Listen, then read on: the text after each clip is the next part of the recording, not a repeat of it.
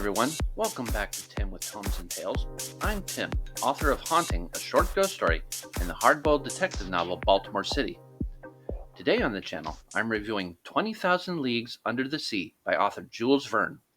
It was first serialized in the years 1869 and 1870 and has become a staple of science fiction.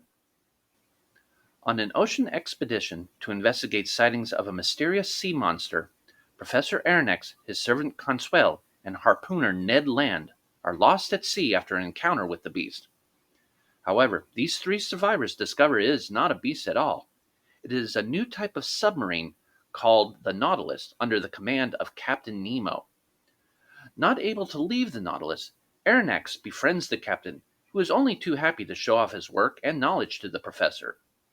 Aronnax records these adventures aboard the machine, both above and below the waves. Verne plotted a great story and used plausible and realistic science at the time. Scenes were both tense and educational.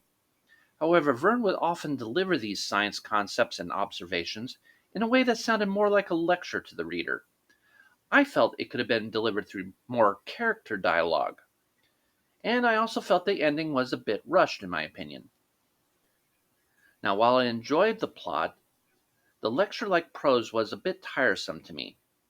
Verne seemed more interested in showing off his scientific knowledge than sticking with the primary conflict of the story. Now, that could have been because of how it was originally published. It was a serial, after all.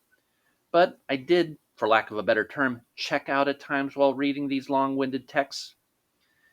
I was glad I did read this novel because of its importance to science fiction. It is worth reading once for anyone interested in these subjects. However, I will admit it is a bit of a struggle to get through at times. Will I read this one again? Well, I'll never say never, but I don't think I'd put it high on my TBR list. Thank you again for joining me on my review today.